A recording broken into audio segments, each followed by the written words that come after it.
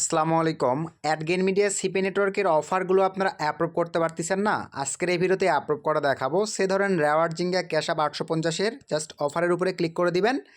So click করে দেওয়ার পরে একটু ওয়েট করতে হবে। এই যে দেখেন অ্যাপ্লাই, জাস্ট একটা ক্লিক করে দেন, দেন এখান থেকে ওকেতে ক্লিক করে দেন। অফার কিন্তু পিনিংয়ে নিয়ে নিয়েছে। দেন ব্যাক করে চলে আসেন। আরও একটা রেওয়ার্ড জিঙ্গার অফার ধরেন আমরা এখান থেকে নিব ওয়ালমার্টেরটা, জাস্ট ক্লিক করে দেন।